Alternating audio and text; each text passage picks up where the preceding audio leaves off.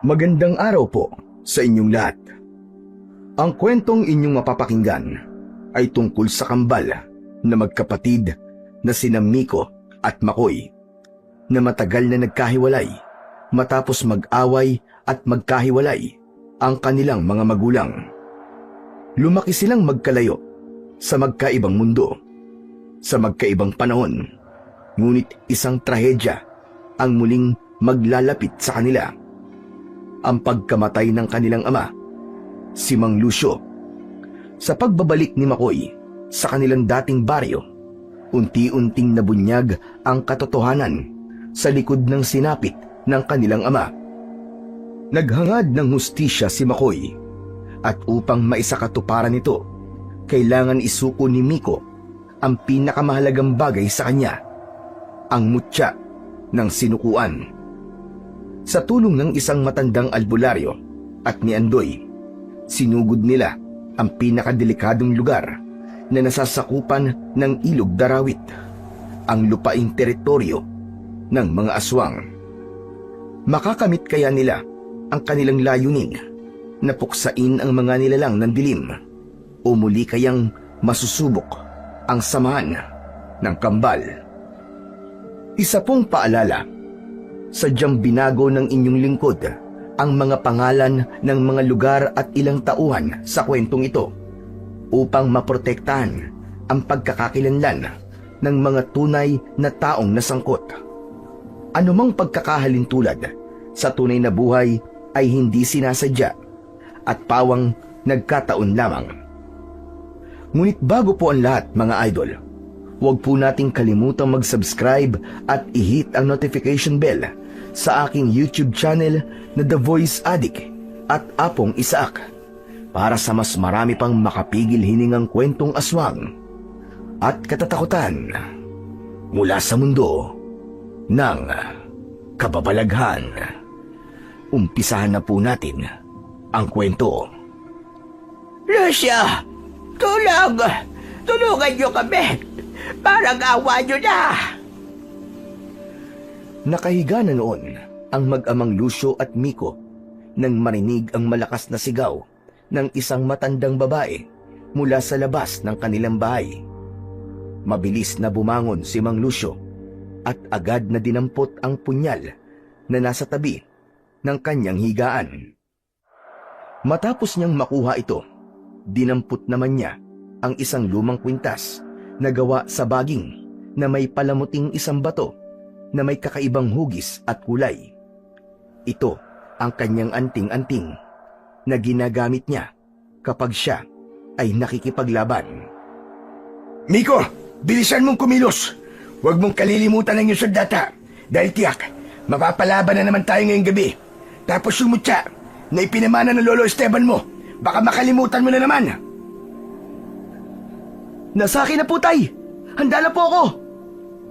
Sa pagsagot ng binata, agad na lumabas ang dalawa para tulungan ang matandang humihingi ng tulong.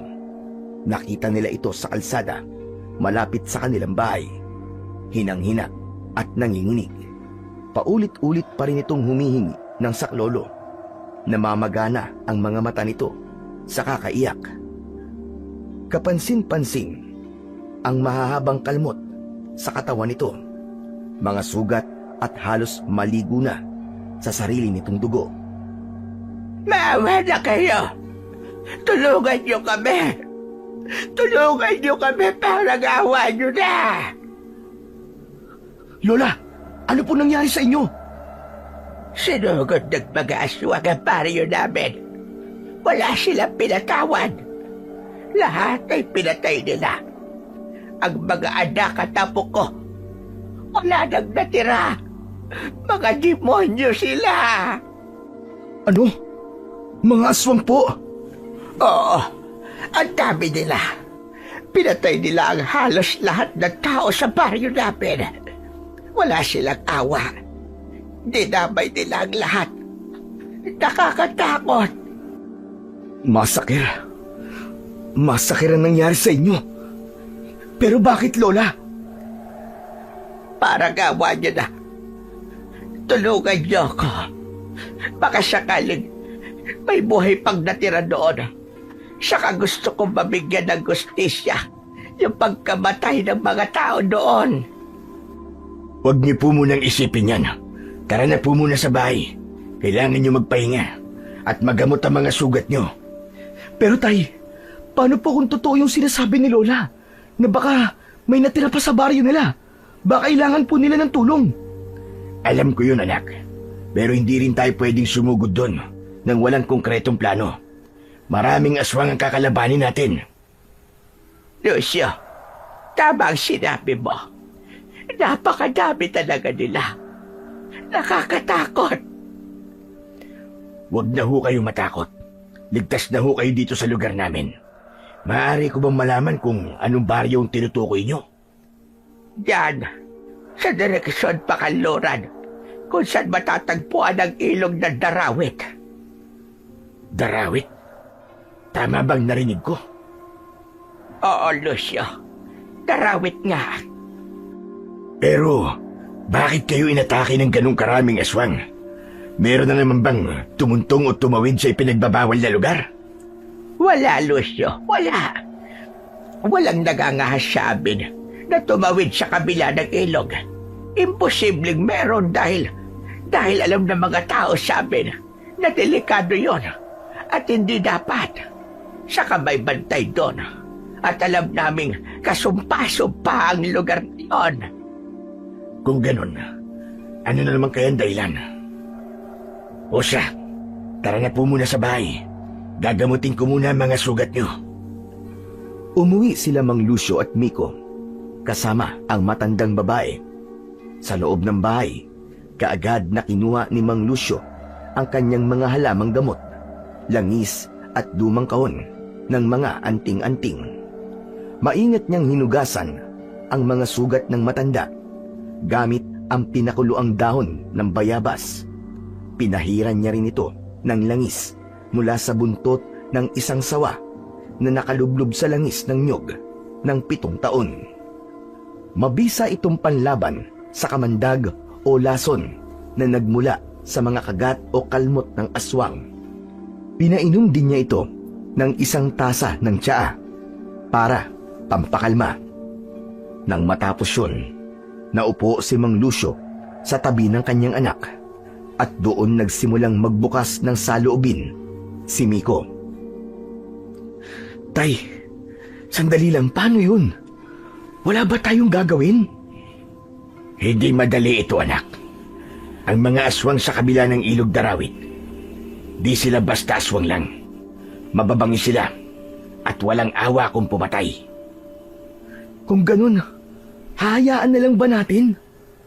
Paano tay kung muli na naman silang sumalakay sa ibang baryo? Hayaan na lang ba natin silang patayin ng mga tao kung kailan nila gustong patayin? Na parang wala lang sa kanilang ginagawa nila? Tay, hindi ba't may kasunduan? Wala nang pakialamanan. Kanya-kanyang teritoryo. Tao sa tao. Aswang sa aswang. Alam mo, anak, maski may kasunduan, posible pa rin talaga ang mangyari ang ganito.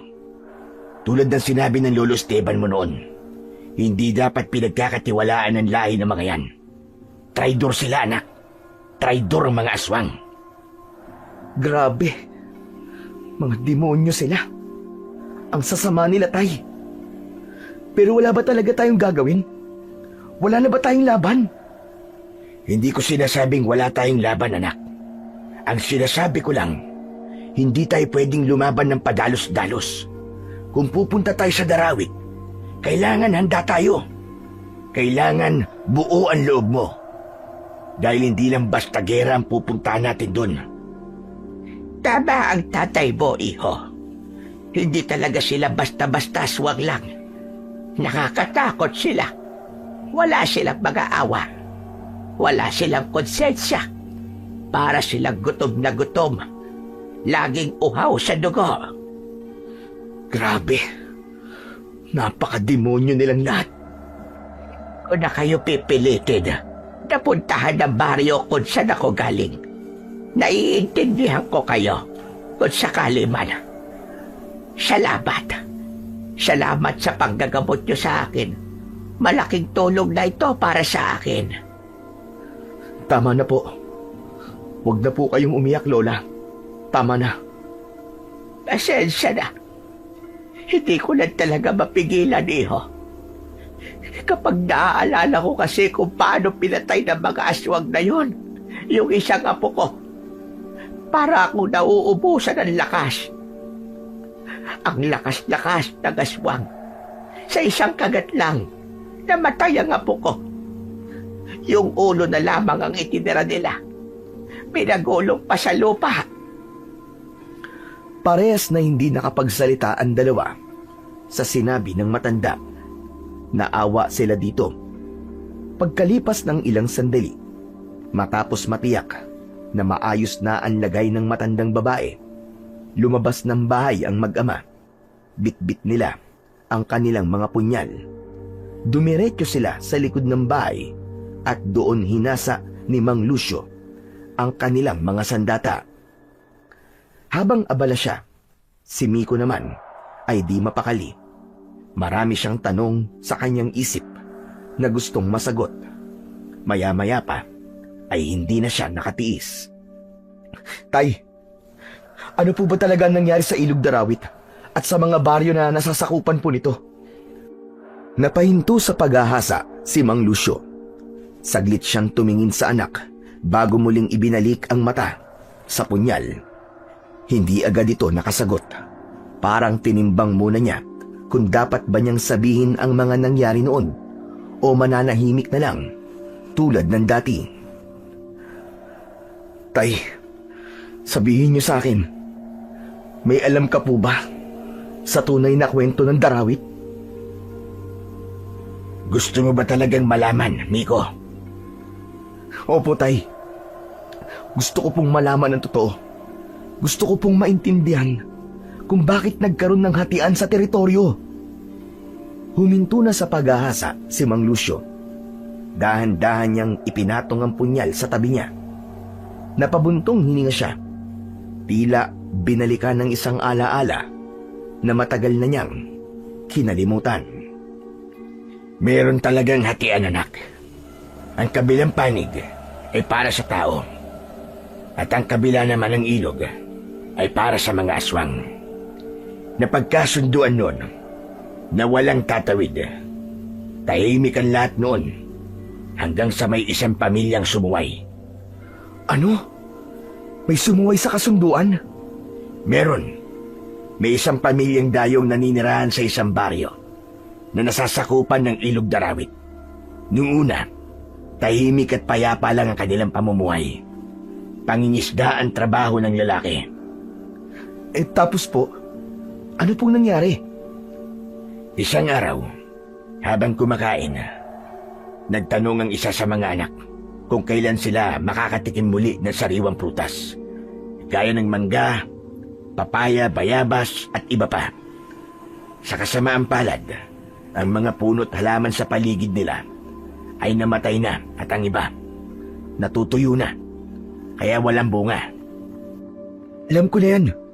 Siguro dahil sa hiling ng mga anak niya, kaya siya naganap doon sa kabilang ibayo. Tama ka, anak. Dahil sa kagustuhang mapagbigyan ng kanyang mga anak, tumawid siya ng ilog. Pagdating niya sa kabila, laking tuwa niya nang makitang hitik sa bunga mga puno at halamang naron. Mataba ang lupa at basa, hindi tulad sa lugar niya, natuyot at parang isinumpa ang mga halaman at puno. Agad siyang namitas ng mga prutas doon, kahit hindi niya alam kung sino ang may-ari. Ano pong sunod na nangyari, Tay? Nahuli po ba siya? Oo, anak, nahuli siya. Nakita siya ng may-ari. Pero alam mo bang hindi siya sinaktan? Bagkus, binigyan pa siya ng karagdagang prutas at gulay. Pero kapalit nun, ang isang pangako na hindi na siya uulit at wag na wag nang babalik. Hulaan ko, Tay. Bumalik po siya, no? Tumango si Mang Lucio at nagpatuloy sa kanyang kwento. Ayon dito, ilang araw lang ang nakalipas, bumalik ang lalaki at kasama pa nito ang kanyang buong pamilya. Hindi niya sineryoso ang pangako niya sa may-ari ng lupa. Wala siyang pakialam, basta mapagbigyan lang ang hiling ng kanyang mga anak. Tumawid sila sa kabilang ibayo, namitas ng mga prutas at yung iba ay doon pa kinain sa mismong lupain. Masaya sila at busog na busog. Hindi nila namalayan na mabilis na lumipas ang oras. Inabot sila doon ng dapit hapon at nang babalik na sila sa kabila, laking gulat nila dahil wala na ang kanilang balsa. Inisip nilang baka naano dito sa kung saan. Ibig sabihin po, tay, doon na sila inabot ng gabi? Nakauwi po ba sila ng ligtas? Mukhang pasaway nga ang lalaking yun. Hindi man lang siya natakot sa banta ng may-ari. Oo, pero di ko rin siya masisisi. Una, wala kasi siyang alam na mga aswang ang naninirahan sa lugar na yon. Wala man lang nakapagsabi sa kanila. Meron siguro, pero baka hindi naniwala. Nagpatuloy si Mang Lucio sa kanyang kwento. Gaya ng sinabi niya, inabutan nga ng gabi ang pamilya sa kabila ng ilog. Malakas ang agos ng tubig, kaya hindi sila makalangoy para tumawid. Nagpasya silang doon na magpalipas ng gabi sa ilalim ng isang malaking puno. Mula alas 7 hanggang alas 11, tahimik pa ang paligid. Tanging mga huni ng kuliglig at iba pang insekto ang maririnig. Tulog ang asawa at mga anak, pero nananatiling gising ang lalaki para magbantay. At pagsapit ng hating gabi, may naramdaman siyang kakaiba. May mga kakaibang tunog siyang narinig, kaya tumayo siya at nagmasid sa paligid. Ilang minuto pa, may narinig siyang parang ungol ng mababangis na hayop. Bumalik sa pamilya niya ang lalaki at ginising ang kanyang asawa at mga anak. Yan na nga ba ang sinasabi ko eh. Bakit ba kasi ang kulit nila eh? Siguro, hindi magiging maganda ang ending nito. Hindi nga anak, tama ka. Kasi may kasalanan sila eh. May batas silang nilabag at kailangan nilang pagbayaran ang kasalanan yun. Ano pong susunod na nangyari, tay? Bangungot, anak. Isang bangungot. Sinubukan nilang tumakas, pero yung mga aswang nakasunod na sa kanila. Naku, nakakatakot naman. Unang inatake ng mga aswang ang mga anak ng lalaki. Wala silang nagawa laban sa mga matutulis na kuko ng mga halimaw. Isa-isang nasawi ang mga bata. At pagkatapos mapatay, agad silang nilapa. Nang wala nang natira sa mga anak, sunod naman nilang pinatay ang asawa ng lalaki. Kinain talaga yung buong pamilya niya, tay. Grabe, ang sama-sama naman nila. Hindi naman sapat na kabayaran yun para lang sa ilang piraso ng prutas na kinuha nila. Oo, pero di pa doon nagtatapos. Hindi pa tapos ang bangungot niya. Talaga po? Pagkatapos ng madugong pangyayari, lumapit sa kanya ang pinuno ng mga aswang. Akala niya siya na ang susunod. Ngunit hindi siya pinatay ng mga aswang. May tradisyon kasi ang mga ito na kapag may mga ginawa silang pagpatay, nag-iiwan sila ng isang buhay. Pinalaya nilang lalaki at hinayaang mabuhay sa takot, sa sakit at panghihinayang. Kawawa naman talaga siya. Kaya lang, kung sana nakinig siya nung una, hindi sana mangyari ang bagay na yun. Pero, mga demonyo talaga sila. Wala ba silang konsensya? Bakit po kayo tumatawa, tay?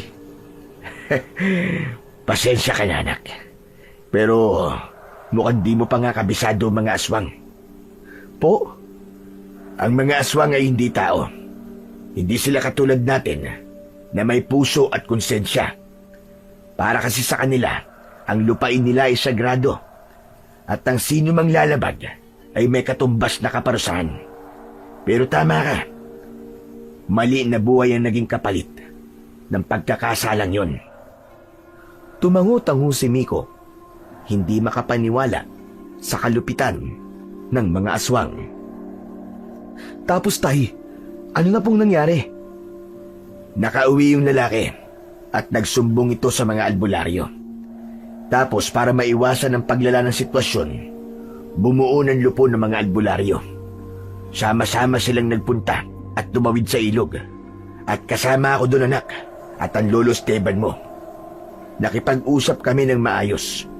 Nung una ayaw nila. Gera talaga ang hanap nila. Pero handa rin kami ng mga oras na yun. Pinakita namin na mas malakas kami kaysa sa kanila. Kaya nagpatuloy ang usapan. Astig ah! Hindi talaga kayo nagpatalo? Ganun talaga, anak. Kailangan sa ganung usapan, dapat may tapang ka. Talo ka kapag mahina ang loob mo. Sa bagay, kailangan talaga ng tapang para hindi ka maapi. Pero nung nangyari sa pag-uusap ng mga albularyo at ng mga aswang, tay, doon namin nalaman yung totoong dahilan kung bakit gano'n na lang sila kabrutal gumante. ibig sabihin, di lang talaga to tungkol sa mga prutas? Tama ka, anak. Hindi lang to tungkol sa mga prutas. Dahil ang totoo niyan, maraming kulang sa kwento ng lalaki. Yun lang pabor sa kanya ang sinabi niya sa amin. Nung nakausap namin yung may-ari ng lupain, sinabi nitong may mas malalim na dahilan. Pinaslang ng lalaki ang asawa niya. Nung unang beses na napadpad dito sa lugar nila, saka lang nila nalaman yun nang makaalis na ang lalaki. Diyos ko, totoo ba yan? Bakit niya pinatay? Yung babaeng unang nakakita sa kanya, nagkaroon sila ng komprontasyon. At dahil di raw pumayag ang babae na pagnakawan sila, sinaktan niya to hanggang sa mapatay. Ang sama rin pala niya. Hindi lang basta nagnakaw, nakapatay pa. Kaya nga eh. Pero yung gusot na yon, naayos na namin eh. Nagkaroon kami ng mas pinatibay na kasunduan na wala nang tatawid ulit sa lugar nila. Simula nun, mas naging malinaw ang hangganan. Respeto sa teritoryo ang naging susi para matapos na ang gulo. Mabuti po at pumayag sila ng ganong kadali. Wala naman silang magagawa eh. Malilipol sila kung di sila susunod. Sabi ko nga, mas malakas ang puwersa ng mga albularyo. Basta takot sila sa lolo mo dahil nasa kanya ang isa sa pinakamalakas na mutya laban sa mga aswang.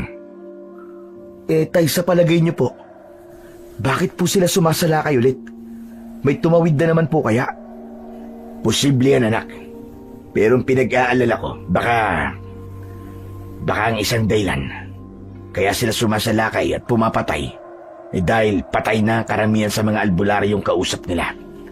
Baka nalaman nilang patay na ang lolo Esteban mo. Ngayon sila nang tumatawid sa ilog para pumatay. Sa tingin niyo po, yan talaga ang dahilan, tay?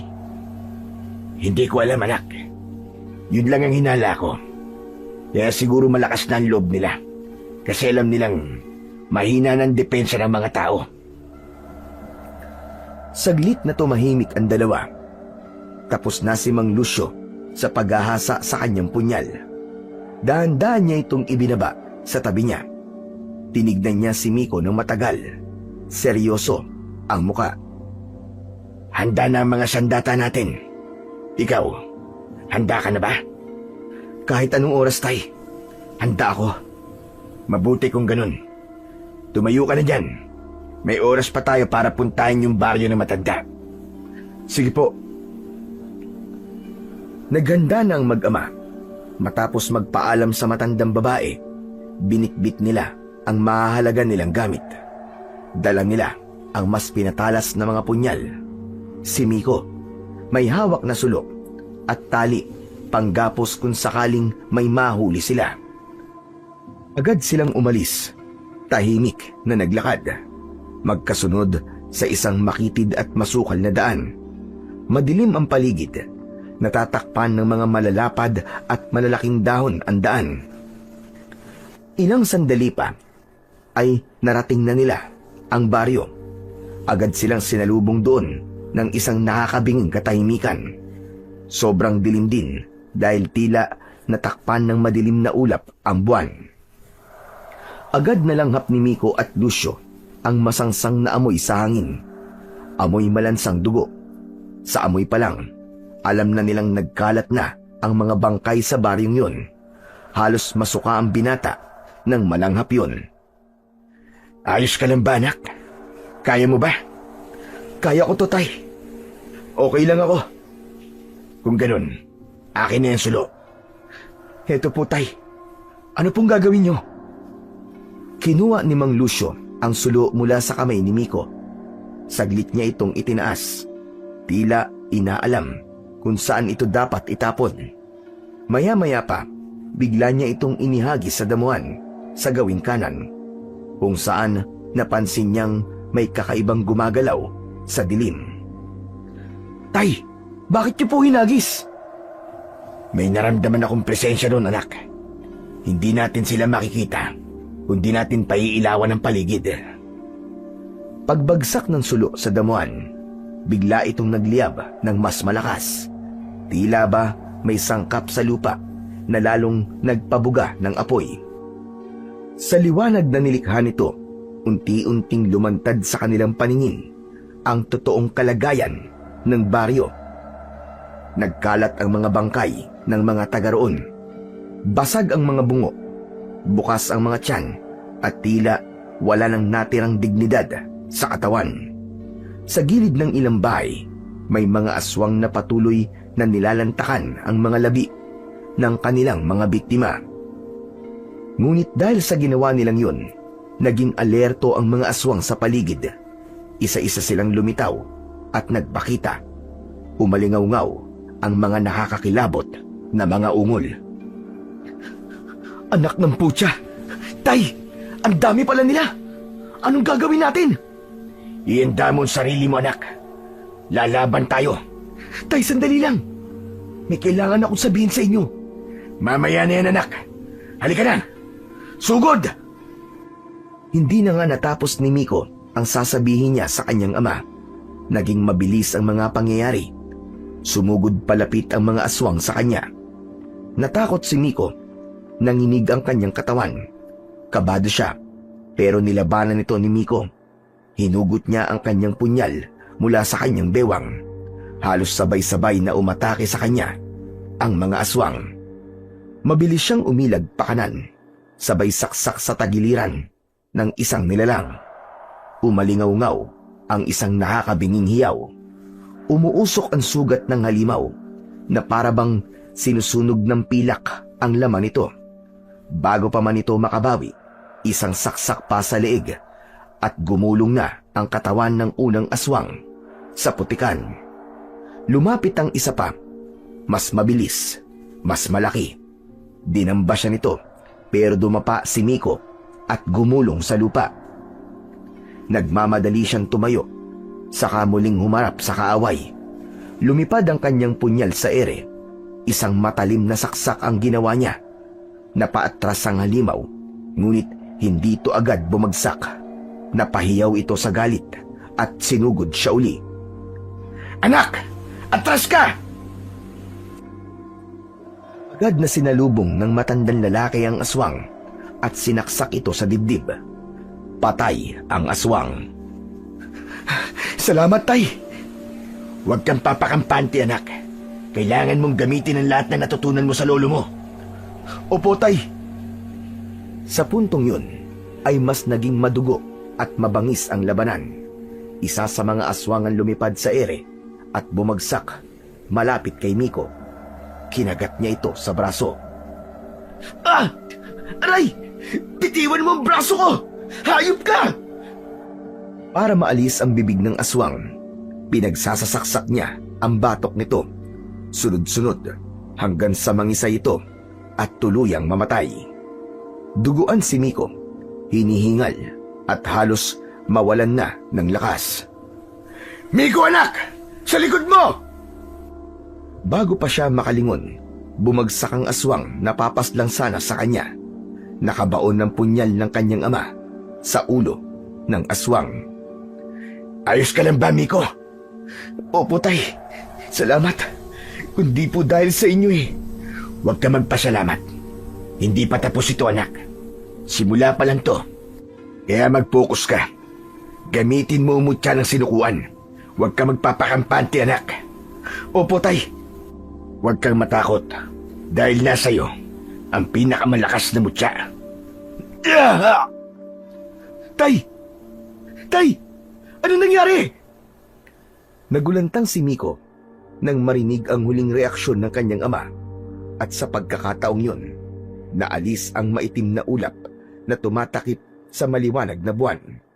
Mas lumiwanag na ang paligid ngayon.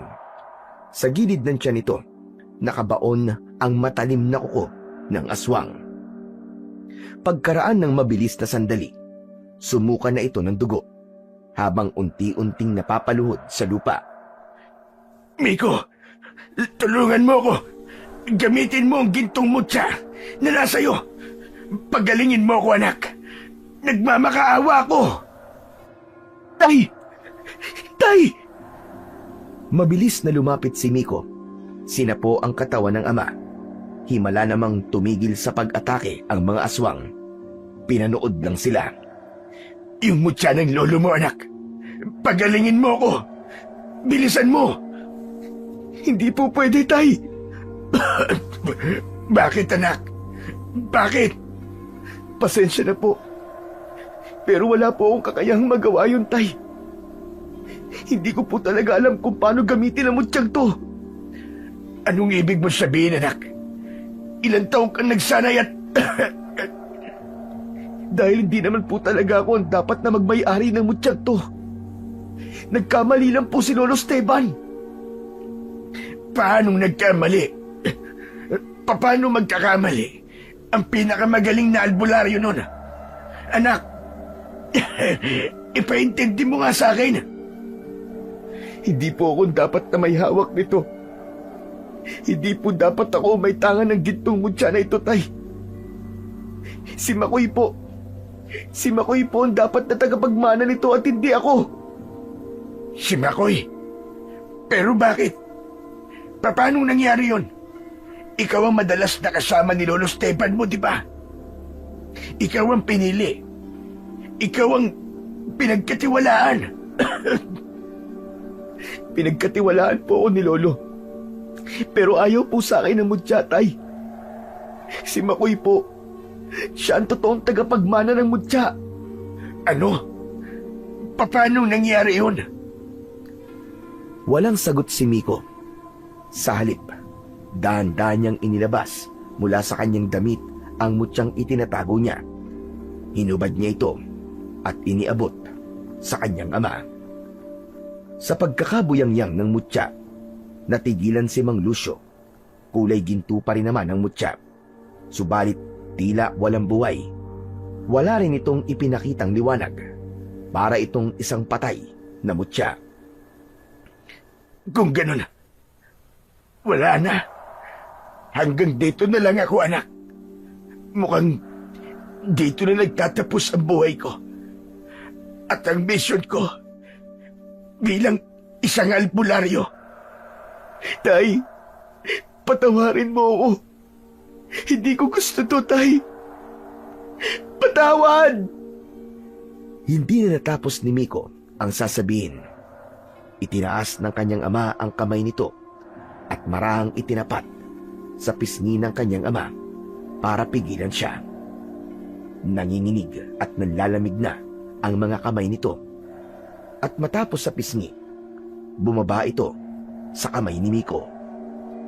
Wala kang kasalanan, anak. Hindi ka nagkamali, Miko. Umubo si Mang Lucio. May kasamang dugo ang kanyang laway. Pilit pa rin siyang nagsalita kahit bakas sa boses ang sakit at hirap. Magaling ka. May mutya man o wala. Nakita ko, anak. Kaya akuin mo ulit ang mutya.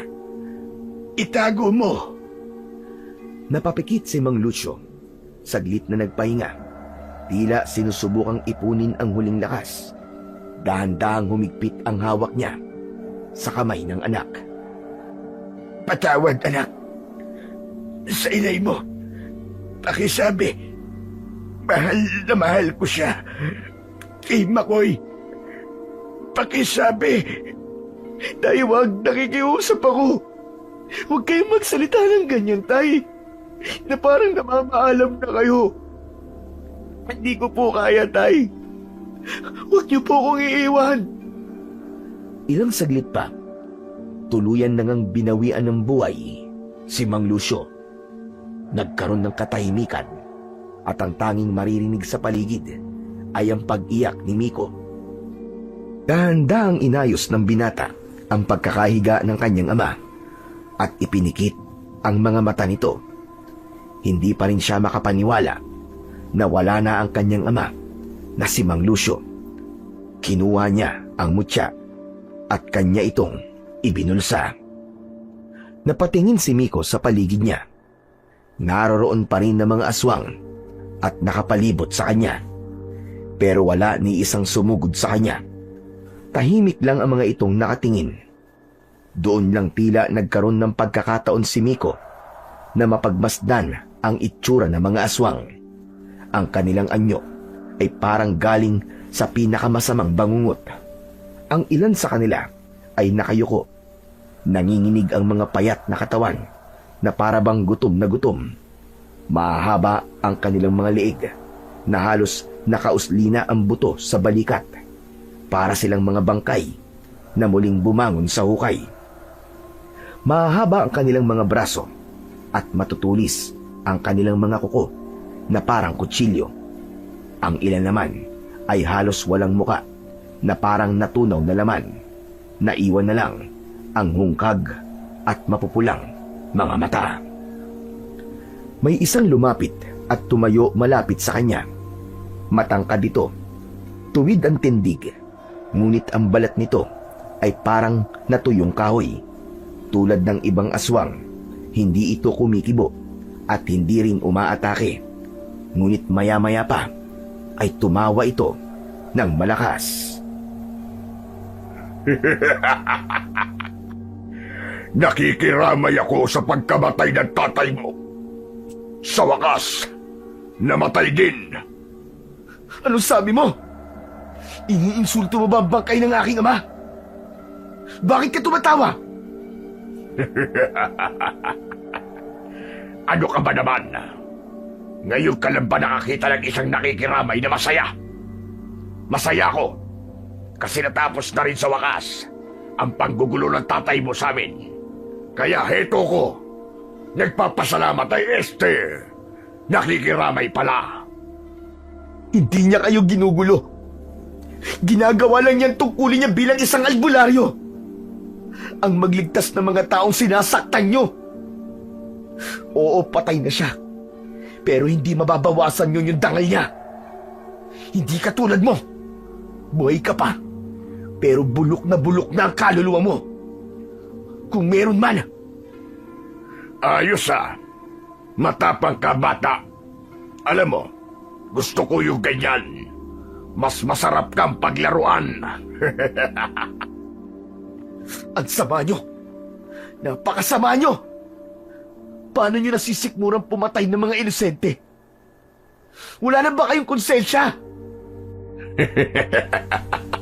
Konsensya? Nilalamon ko na ang mga bangkay. Tapos itatanong mo sa akin kung paano ko nasisikmurang pumatay ng inosente. Ang cute mo namang magtanong. Para kang bata sa unang araw ng klase. Puro ng tanong na wala namang silbi. Anong sabi mo? Alam ko na. Hindi ka nga talaga katulad ng tatay at lolo mo. Sa sinabing yun ng pinuno, halos sabay-sabay na nagtawanan ang mga kasama nito. Iba't ibang uri ng halakhak ang narinig ni Miko.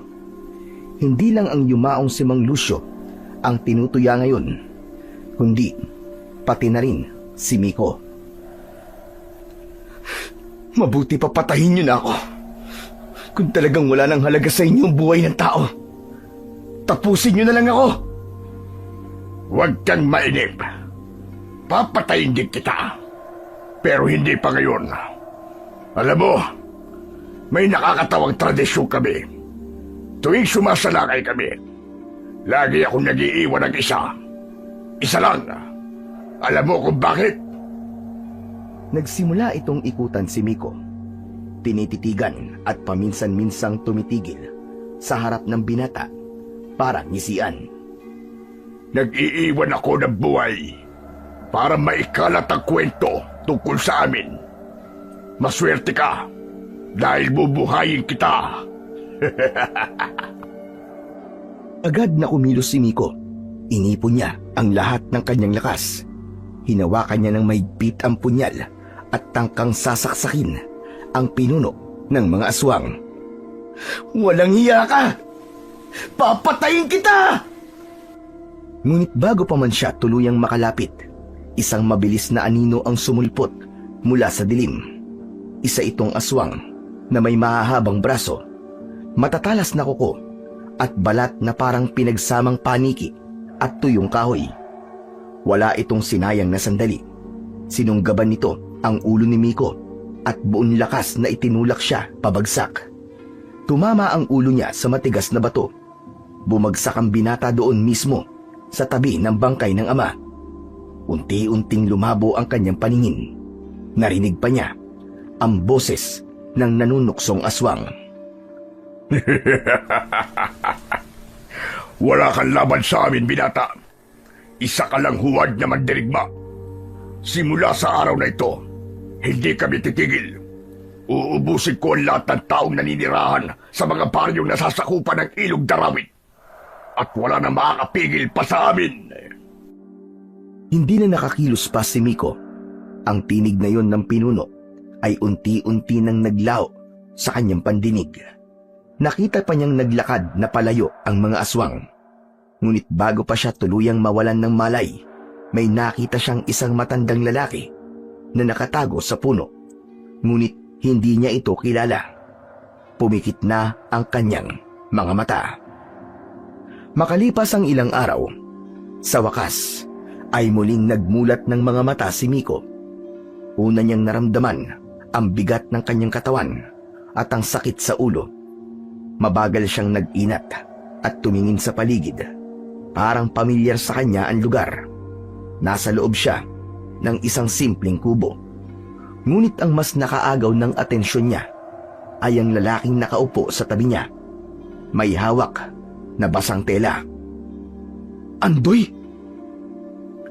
Oh, buti na lang gising ka na. Akala namin hindi ka na magigising, tol eh. Hindi makapaniwala si Miko. Buhay pa siya. At sa lahat ng sakit, takot at alaala ng pagkamatay ng kanyang ama, hindi niya akalaing magigising pa siya ng buo. At higit sa lahat, hindi niya inaasahan na ang unang muka na masisilayan niya sa muling pagdilat ay ang kanyang kaibigan at kababatang si Andoy. Kumusta? Ano nang nararamdaman mo? Medyo mabigat pa ang katawan ko at masakit ang ulo ko. Ayos lang yan. Ang mahalaga, gising ka na. Pero kailangan mo lumakas kagad, tol. Para makita mo pa si Tatay Lucio bago siya ilibing. Ha? Libing? Anong...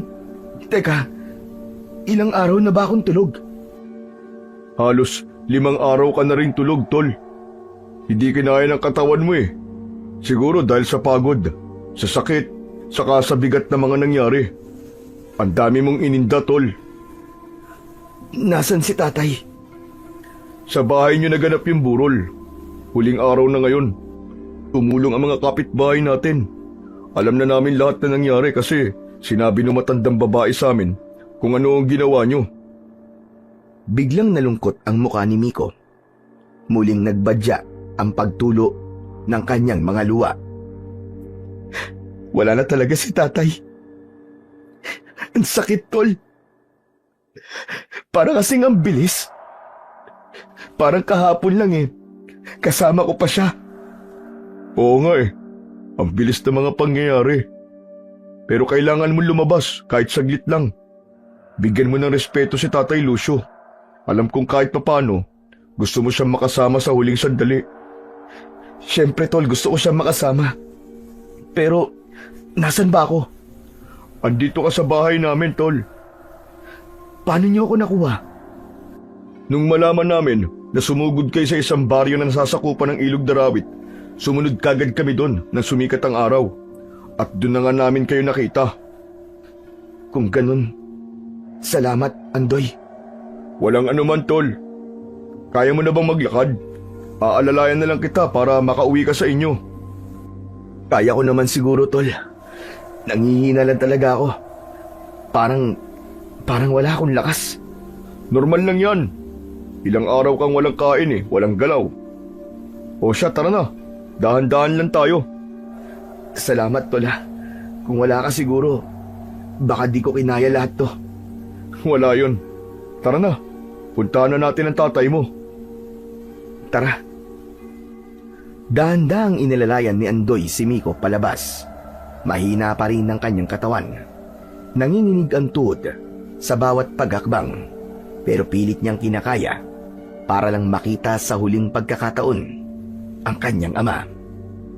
Pagdating nila sa tapat ng bahay, humigpit ang kapit ni Miko sa balikat ng kanyang kaibigang si Andoy.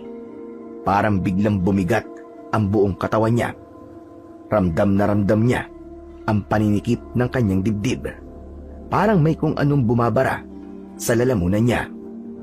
Hindi siya umiiyak ng malakas, pero kusa na lamang tumulo ang luha sa kanyang mga mata nang makita niya ang kabaong na nasa loob ng kanilang bahay. Parang huminto ang oras ni Miko, lalo na nang makalapit siya at makita ang labi ng kanyang ama. Hindi niya napigilang mapaluhod sa tabi ng kabaong. Hawak-hawak niya ang gilid nito habang nakayuko at saka siya napahagulgol. Tay, patawarin niyo ako. Kung di ko kayo nailigtas. Mahal ko kayo, Tay. Mahal ko kayo. Napatingin si Andoy sa kanya, pero wala na ring nasabi. Alam niyang wala siyang pwedeng sabihin para mabawasan ang sakit na nararamdaman ng kaibigan. Kaya imbis na magsalita, marahan niyang tinapik si Miko sa balikat at nanatiling nasa tabi lang nito. Huwag kayong mag-alala, Tay. Gagantihan ko sila. Babalikan ko yung mga aswang na pumatay sa inyo. Hindi man ako yung albularyong inaasahan yung magiging ako. Pero pinapangako ko, sa mga kamay ko sila mawawala. Wala man akong mutya o kung anong kapangyarihan, pero ipaparamdam ko sa kanila kung gaano kasakit mawalan, kung gaano kasakit yung ginawa nila. Pangako yan, Tay. Pagkasabi nun, tumahimik ang paligid. Tila pati hangin ay nakiramay. Dahan-dahang dumampi sa kanyang muka na noon ay basang-basa pa rin ng luha. Kinabukasan, libing na ng kanyang ama. Dinala na sa sementeryo si Mang Lucio. Tahimik lang si Miko ng mga sandaling yon, habang dahan-dahang binababa ang kabaong sa hukay. Marami ang taong dumalo, mga kaibigan, kapitbahay, at mga taong minsang napagaling o natulungan ni Mang Lucio. Kahit mahirap ang buhay, hindi nila pinalampas ang pagkakataong maihatid ang albularyong tinitingala at minahal nila. Kilala si Mang Lucio sa kabutihan, sa tapang at sa walang sawang pagtulong sa mga tao. Pagkatapos ng libing, naupo si Miko sa ilalim ng punong kahoy. Tahimik, malalim ang iniisip. Umupo si Andoy sa tabi niya. Tol, ano nang balak mo ngayon? Hindi ko pa alam, Tol. Pero ang plano ko, ipaghiganti ang tatay. Kaya mo pa ba? Kaya mo pang makipaglaban? Hindi ako sigurado, Tol. Sa totoo lang, takot ako. Kakaiba sila. Mababangis. Pero kung walang maninindigan, kung walang lalaban, uubusin nila tayo.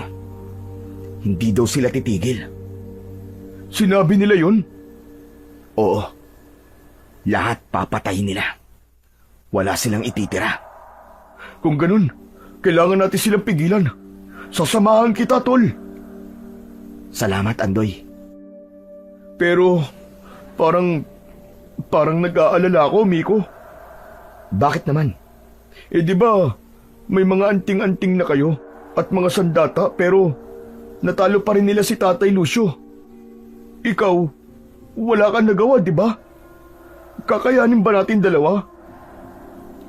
Nang marinig ni Miko ang sinabi ng kaibigan niyang si Andoy, nagkaroon siya ulit ng pagdududa sa kanyang sarili. Nalito siya. Alam niyang may punto ang kaibigan niya.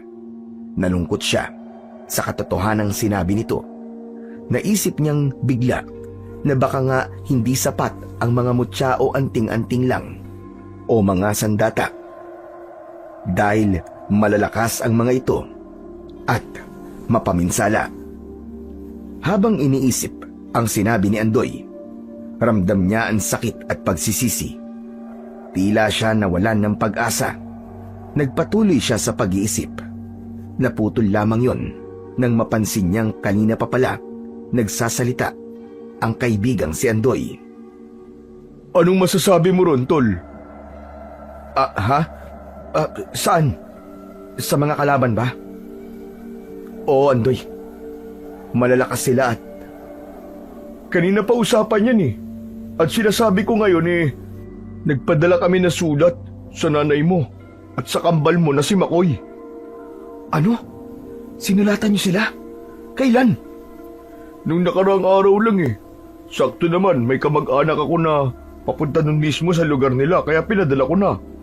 Naisip kasi namin na baka kailangan din malaman ng kapatid at nanay mo ang nangyari kay Mang Lucio. Karapatan din nilang malaman, di ba? Kaso, hindi na rin sila umabot eh. Hindi umabot? Ang sabihin mo, baka wala talaga silang balak magpunta. Ha? Bakit hindi naman sila pupunta? Tatay din naman siya ni Makoy. Oo, tatay nga din niya. Pero kasi, grabe yung naging away ng nanay at tatay ko noon eh. Kaya, imposible na pumunta sila. Ganun ba? Talaga nga bang malaki ang galit nila sa inyo? Ano ba kasing nangyari sa pamilya nyo?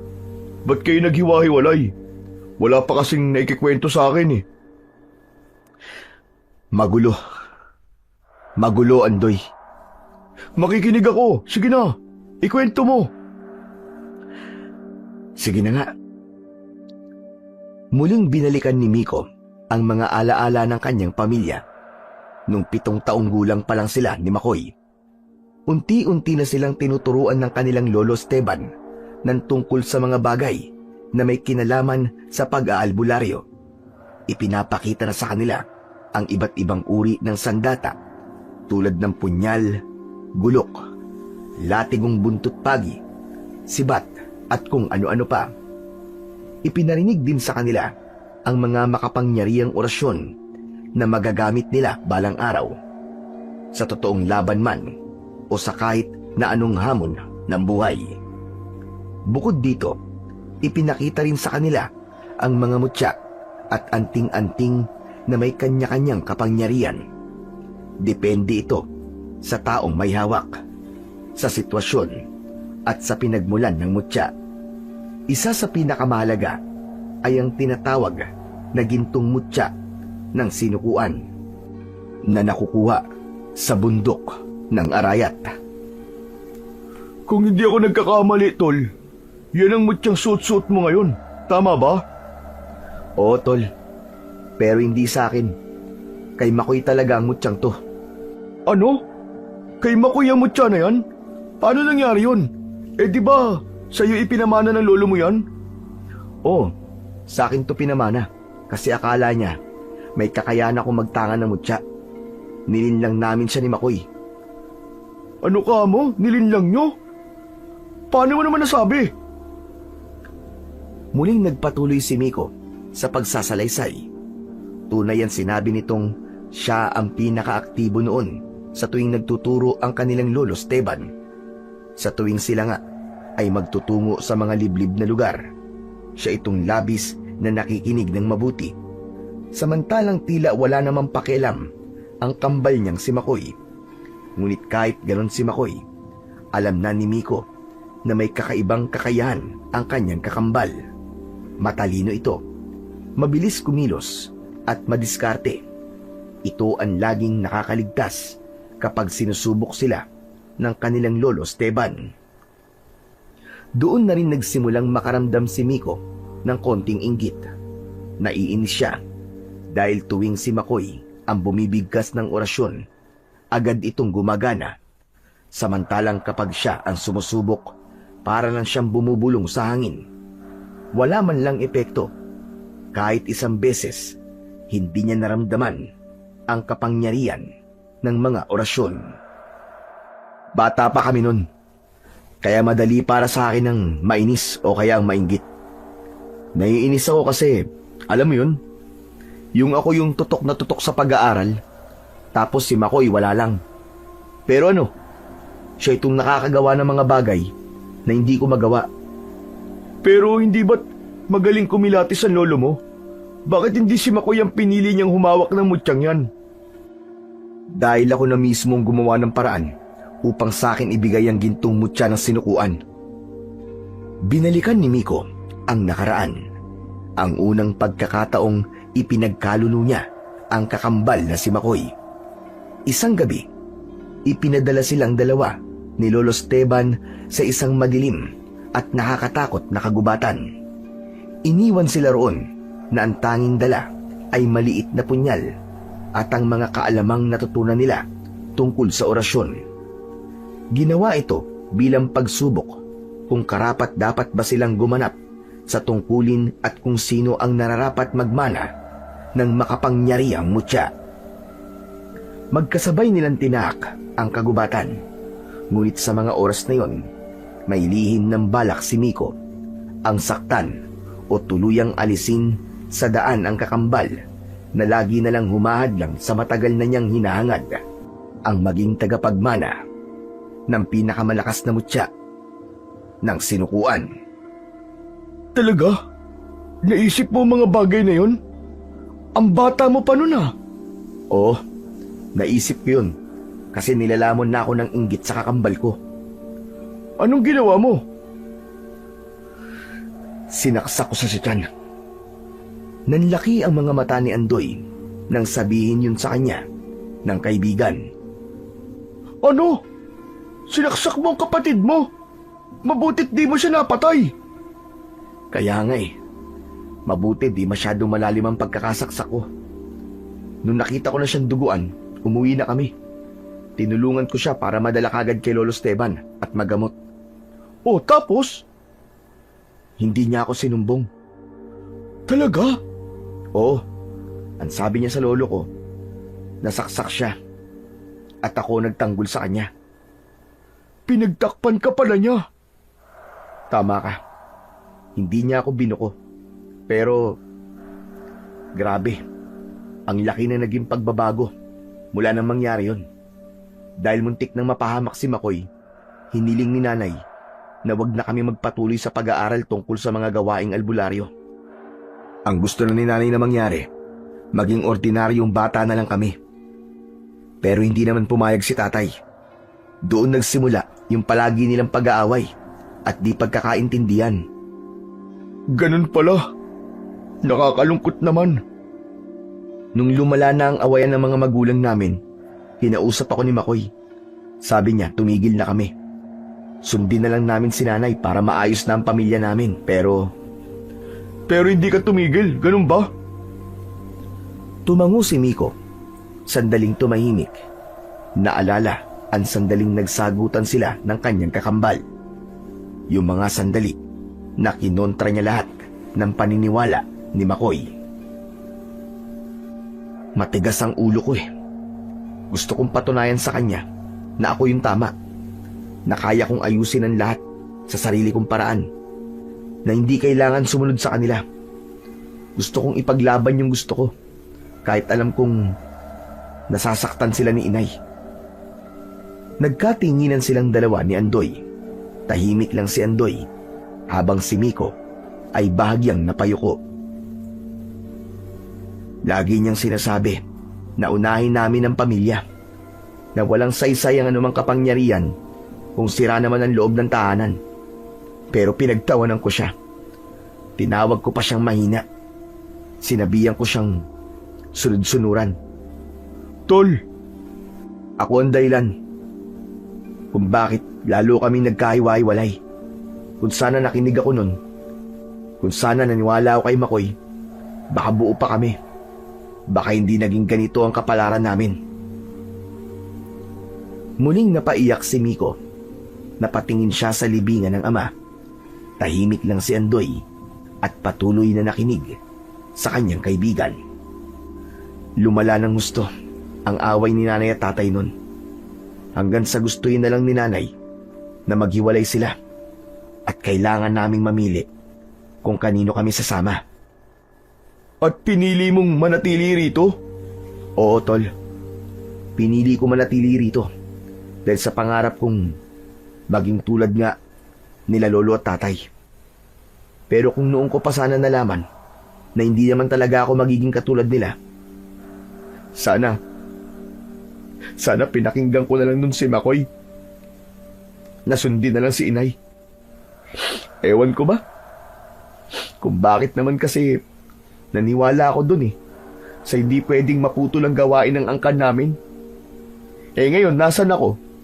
Ano ba nagawa ko? Wala naman ako napatunayan, di ba? Wala na. Putol na rin naman. Dahil wala naman talaga akong kwenta. Mabutit alam mo. Halos sabay na napalingon ang dalawa sa kanilang likuran nang may biglang nagsalita. Nakita nilang dalawa ang isang lalaki na kamukhang kamukha ni Miko. Ngunit may konti nga lang na pagkakaiba. Ang lalaking ito ay mas maayos ang pananamit at nakasuot ng malinis na polo at maong na pantalon. May salamin ito sa mata at ang kanyang buhok ay maikli at maayos ang gupit. Kabaligtaran ng kay Miko na nakatali ang medyo magulong buhok. Sa unang tingin pa lang, halata na kagad ang pagiging mahinahon at disente ng bagong dating. Makoy? Ikaw na ba talaga yan, Makoy? Grabe, ang gwapo mo na. Kung di ka lang medyo hawig dito sa kakambal mo di na kita makikilala Para kang artista. Napatingin si Makoy kay Andoy, ngunit nanatili ang seryoso nitong muka. Malalim kung tumitig. Pwede ba kaming mag-usap ni Miko sandali? Oo, walang problema. Sige, usap na kayo. Doon na muna ako. Nang makaalis si Andoy, mabilis na tumayo si Miko at nilapitan ng kanyang kakambal na si Makoy. Tinangka niya itong yakapin, pero umiwas naman ang isa dahil napahiya na tahimik ang binata at muling napaatras. Anong nangyari, Miko? Bakit namatay ang tatay? Malalakas sa mga aswang na nakalaban namin. Hindi namin parehas na inaasahan yun. Hindi ko akalaing mamamatay doon ang tatay. Ano ka mo? Hindi mo akalain? Paano hindi? Di ba't alam mo namang posible talagang mangyari yun? Delikado ang ginagawa nyo. Alam mo yun. Bakit hindi mo man lang pinigilan ng tatay? Pinigilan? Sa palagi mo ba magpapapigil siya? May taong nangangailangan ng tulong sa amin. Umasa kami na may maililigtas pang biktima. Pero wala kang nagawa. Hindi ba't hawak mo mutya na sinukuan? Bakit di mo siya ginamot? Hindi gumagana ang mutya sa akin. Ano? Paanong? Walang kapangyarihan ng mutya sa akin. Matagal na itong patay sa pangangalaga ko. Walang kapangyarihan sa iyong mutya? Pero bakit? Dahil hindi akong tunay na karapat-dapat na magtangan ito. Hindi akong totoong pinili. Pinilit ko lang ang sarili ko. Pinaniwala na kaya ko. Na ako ang dapat. Pero hindi pala. Hindi talaga ako ang para doon. Matagal mo na palang alam. Pero nung ginawa mo, pinili mo pa rin yung ganyan. Ilang beses ko na sinabi sa'yo noon na itigil na natin, di ba? Pero matigas ang ulo mo eh. Kung nakinig ka lang sana sa akin, hindi sana buhay pa silang dalawa. Teka, anong sinabi mo? Bakit, Makoy? Ano nangyari kay nanay? Nasaan siya? Matagal nang patay si nanay. Siguro 2 taon na mula nang umalis kami rito. Namatay siya dahil sa depresyon. Bakit di namin nalaman? Bakit hindi niyo ipinalam sa amin ni tatay? Ganun na ba talaga katindi ang galit niyo sa amin, ha? Bata pa ako noon. Anong alam ko? Sa palagay mo ba, kaya ko magpadala ng sulat? Saka para ano pa?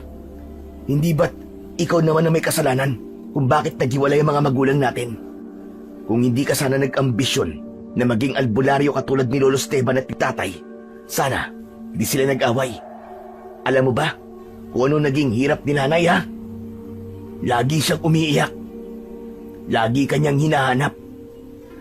Nang bitiwan ni Makoy ang mga salitang yon, napayuko si Miko at muling napagulgol. Hindi niya alam na ganun na nangyari sa kanyang ina. Dahil ang alam niya, naging masarap ang buhay ni Makoy at ng nanay nila. Patawarin mo ako, Makoy. Kung kaya ko lang ibalik ang panahon, kung kaya ko lang burahin lahat ng sakit na naidulot ko, gagawin ko. Ilang saglit na hindi nakapagsalita si Miko. Tahimik din si Makoy. Nakatingin lang siya sa kanyang kapatid. Unti-unti, ang matigas niyang muka ay naging malambot. Nilapitan niya si Miko at hinawakan ang nanginginig nitong balikat. Matagal ako nagtanim ng sama ng loob sa iyo, Miko. Matagal ko ring pinlano sa isip ko na suntukin ka, tadyakan o gulpihin. Napatingin si Miko kay Makoy. Basang-basa ng luha ang kanyang muka. Pulang-pula ang mga mata.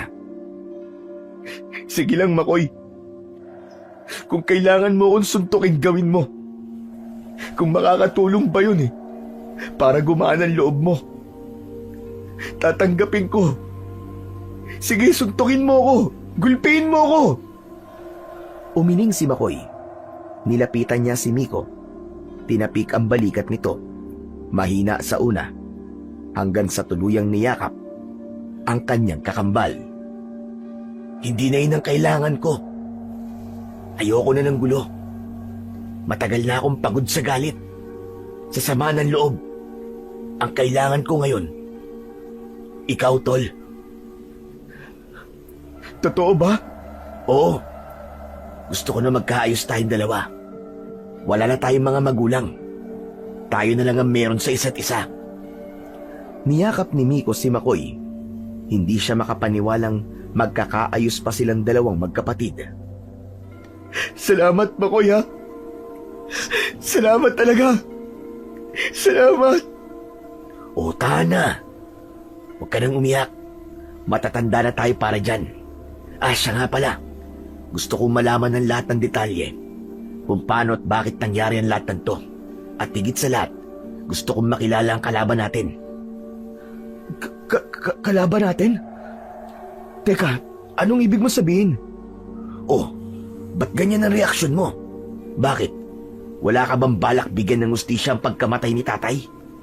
Siyempre meron, no? Hindi mo alam kung gaano ko kagustong ipaghiganti ang tatay. Kahit wala akong kapangyarihan, kahit buhay ko, handa akong isakripisyo para lang makuha ang hustisya. Kung ganun, lalaban tayo, Tol. Sasamahan kita. Talaga? Oo. Simula ngayon, hindi mo na kailangang harapin lahat mag-isa. Magkasama tayong lalaban para kay tatay. Para kay nanay. At para sa lahat ng mga inosenteng nadamay sa kasakiman ng mga halimaw na yon. Dahil sa narinig, muling nabuo ang determinasyon sa mga mata ni Miko. Tumango siya sabay punas ng luha gamit ang likod ng kanyang kamay. Kailan tayo pwedeng kumilos? Hindi pa ngayon. Kailangan natin maganda.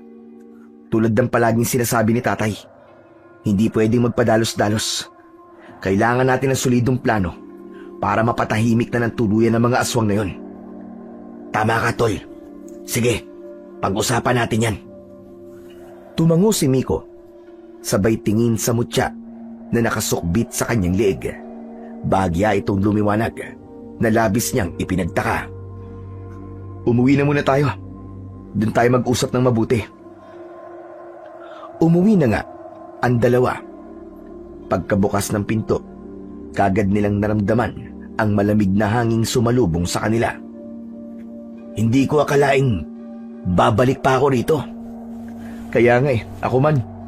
Nawalan na ng pag-asa na muli tayong magkikita. Pero tignan mo, nakauwi ka ulit. Siya nga pala. May sasabihin ako sa'yo, Tol. Ano yun? Makoy, yung mutya. Bigla siyang lumiwanag kanina habang magkausap tayo. Ano ka mo? Lumiwanag? Siguro baka konektado siya sa emosyon mo, sa layunin mo. Baka nagising siya kasi kasama mo na ako. Hindi. Alam mo, naalala ko bigla yung sinabi ni Lolo Esteban. Sabi niya sa akin, ang mutya raw ay parang may sariling buhay at may sariling damdamin. Parang isang hayop na tapat lang sa tunay na tagapagmana. Anong ibig mong sabihin, Tol? Hindi ako ang tunay na kinikilalang amo ng mutya, kundi ikaw. Nanlaki ang mga mata ni Makoy. Napatingin siya sa mutya sa hindi maipaliwanag na dahilan. Parang may init na gumapang sa dibdib niya. Hindi takot, kundi pagkilala. Parang may bahagi ng sarili niya na ngayon lang niya muling naramdaman. Hinubad ni Miko sa leeg niya ang mutyang ipinamana ng kanilang Lolo Esteban. Nang isusuot niya ito kay Makoy, pinigilan siya ng kanyang kakambal. Tila nag-aalangan itong tanggapin ang mutya ng sinukuan. Teka, sandali lang. Sigurado ka bang ibibigay mo sa akin yan? Kasi di ba, wala naman akong alam. Ikaw yun talagang nahasa sa pakikipaglaban at saka... Totoo. Ako nga yung nahasa sa lahat ng kaalaman at sa pakikipaglaban. Pero hindi akong pinili ng mutya na yan. Kaya wala rin silbi kung nasa akin yan. Kaya tanggapin mo na to, Makoy. Pero, Miko, hindi ko alam kung karapat-dapat ako eh. Karapat-dapat ka, Makoy. Maniwala ka sa akin. Sige, tatanggapin ko to. Pero, may isang kondisyon. Anong kondisyon? Tatanggapin ko to. Pero, ipangako mo sa akin na ituturo mo lahat ng mga nalalaman mo. Pangako, Makoy. Ituturo ko sa'yo lahat ng alam ko. Ako magiging guru mo. Isinuot ni Miko ang mutya sa kanyang kakambal. Sa sandaling maglapat ang mutya at ang dibdib ni Makoy, nakaramdam siya ng banayad na paggapang ng kuryente sa kanyang katawan. Nagliwanag din ito ng bagya. Teka, anong nangyayari? Ba't ganun? Parang may kuryente. Yan. Ang ibig sabihin yan, tinatanggap ka talaga ng mutya. Tignan mo, parang nagpapakitang gilas pa sa'yo. Ang sigla ng kulay niya. Hindi tulad pag nasa akin. Oo nga no. Pero Miko, ayos ka lang ba talaga? Ayos na ayos lang ako. Ano ka ba? Sa'yo talaga yan eh. Saka, hindi na tayo bata no, para mag-inggitan. Nagbago na ako, Makoy. Hindi na ako tulad ng dati. Mabuti naman kung ganun, Tol. Inanggal ni Makoy ang salamin na nakasuot sa kanyang mata. Aba, kakaiba talaga ang bagay na to ah. Pinalinaw niya rin ang mga mata ko. Ikaw nga talaga ang tagapagmana, Makoy. Masaya ako kasi sa wakas, magkakaroon na ulit ng saysay ang pamana ni Lolo. Tama siya. Tulad ng sinabi niya sa akin nun, ang mutya ay kayang magbigay ng kakaibang kapangyarihan at kakayahan sa taong tagapangalaga nito. Masaya ang magkapatid sa nangyari. Si Makoy, sa wakas ay nasolusyonan ang matagal niyang problema sa mata, at si Miko naman ay nakahinga ng maluwag dahil sa wakas ang gawain ng kanilang lahi ay hindi mapuputol. Ipagpapatuloy na ito ni Makoy. Siya na ang bagong tagapangalaga ng pinakamahalagang mutya sa kanilang pamilya. Ang mutya ng sinukuan ay isang sinaunang mutya na matagal nang nagpasalin-salin sa bawat henerasyon ng pamilya nila Miko at Makoy. Matagal ng panahon bago pa dumating ang mga Kastila sa Pilipinas, may isang babaylan ang umakyat sa bundok Arayat. Ayon sa kwentong nagpasalin-salin at madalas na mapakinggang kwento ng kambal, sa tuktok ng bundok nakita nito ang diwatang si Maria. Hawak nito ang isang lumang lalagyan na yari sa ginto at kahoy ng Nara. May ukit ng isang matang may apoy sa gitna. Pagbukas ni Maria ng lalagyan ay tumambad ang mutya ng sinukuan, isang maliit na batong mala ametista, pero may tila sariling liwanag na gumagalaw sa loob. Ang mutya ay pinagpala ng maraming kapangyarihan. Biro mo, no? Ang layo na ng nalakbay ng mutyang to. Malayo talaga. Lalo na at galing pa yan sa Pampanga. Nasa Visayas tayo ngayon. Hindi yon. Ang ibig ko sabihin, ilang salin lahi na ang humawak sa kanya. At hanggang ngayon, buhay pa rin. Andito pa rin siya sa henerasyon natin. Oo nga eh. Pero buti na lang at nandito pa rin siya. Kasi malaking tulong yun sa atin ngayon. Oo nga. Siya nga pala. Anong plano? Magpasama tayo kay Andoy. Dadaling kita sa baryo kung saan napaslang si tatay. At para mapag-aralan na rin natin kung paano aatake sa lugar ng mga aswang. Ilang minuto lang ay naglalakad na silang muli papunta sa baryo kung saan nasawi ang kanilang ama. Tahimik silang naglalakad kasama si Andoy. Nang makarating sila sa lugar, nanlumo si Makoy nang makita ang karimari-marim na tanawin doon. Abo na ang lahat ng mga bahay. Agad din nilang naamoy ang masangsang na amoy na tila mula sa nabubulok na laman. Masyadong tahimik din ang paligid. Walang huli ng ibon o hayop. Tanging lagaslas lang ng ilog ang maririnig. Nagkalat din ang mga buto ng tao. Parang sinimot ng mga aswang ang laman. May mga bungo, panga, tadyang at mga braso at paa na halos pira-piraso na. May ilan na nakadikit pa. Ang tuyong laman at buhok, at ito ang mas lalong nagpabaho sa hangin. Diyos ko! Grabe naman ang nangyari dito. Makoy, wala pa yan. May mas malala pa dito. Yung nakita namin nung nakuha namin ang bangkay ng tatay mo at si Miko na walang malay. Muling napatingin sa lupa si Makoy. Anong meron sa lupa na to? Ang lakas ng enerhiyang nararamdaman ko dito. Itong lupang tinatapakan natin, Makoy. Dito mismo namatay si tatay. Biglang kinabahan si Makoy nang sabihin yun ng kapatid niya. Ramdam niya ang presensya ng espiritu ng tatay niya. May nakita siyang tuyong dugo sa lupa. Hinipo niya ito, pero bigla siyang natigilan nang makaramdam ng sakit sa ulo. May kung ano-anong lumitaw na imahe sa kanyang isip. Napahawak siya sa kanyang ulo. Makoy, ayos ka lang ba? Sumakit bigla ang ulo ko, tol. Ipinilig niya ang kanyang ulo. Muli siyang yumuko at hinawakan ng lupa. Biglang napataas ang kanyang ulo. Nagliwanag na ang kanyang mga mata at pumasok sa isip niya ang mga senaryo o memorya na naganap sa lugar na yon. Kitang-kita ng kanyang isip kung paano lumusob ang mga aswang, pati na ang pagpatay sa mga taong nakatira sa lupain yon.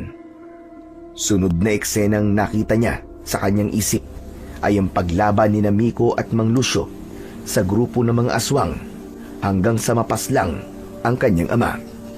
At ang huli niyang nakita, may tumakbong matandang lalaki sa direksyon patungo sa kabilang baryo. Kusang tumigil ang mga pangitain yon. Inalis na ni Makoy ang pagkakalapat ng palad niya sa lupa. Labis ang naging hingal ni Makoy. Pawis na pawis. Maya-maya, bigla na lang siyang nagsuka at muntik nang mawalan ng malay.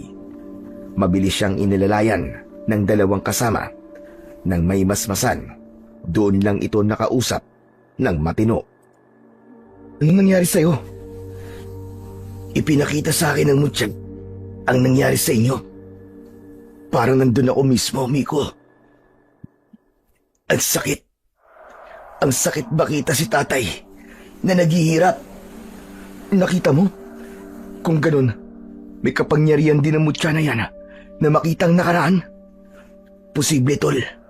Kasi nakita ko ang daming aswang. Nakakakilabot ang mga itsura nila. Nakita ko din kung paano nila pinaggahabol ang mga tao at pinaslang. Lahat ipinakita sa akin ng mutya. Naglakad si Makoy palapit sa isang bahay na natupok. May nakita siyang isang maliit na laruan. Isang kahoy na truck. Sunog ang kalahati. Kinuha niya ito at tinignan. May mga bata rin. May mga bata silang pinatay. Wala silang to. Totoo. Lahat halos na nakatira dito pinatay nila. Yun lang matandang nabuhay. Humanday ang mga aswang na yan. Lalaban tayo para sa lahat ng pinatay nila. Kung gusto niyo silang makita, kailangan natin tawirin ang ilog na yan. Sa kabila, dyan ang teritoryo nila. Dyan ang pugad nila. Yan ba ang ilog Darawit? Oo, yan nga yun. Saka natin lulusubin ang lugar na yan. Sa ngayon, may ibinubulong sa akin ng hangin.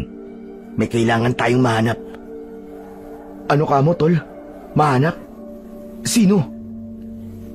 Isang matandang lalaki. Basta't kailangan daw nating mahanap. Nasa kanyang sagot kung bakit sumasalakay na naman ang mga aswang. Teka, matandang lalaki? Alam mo, may natatandaan ako.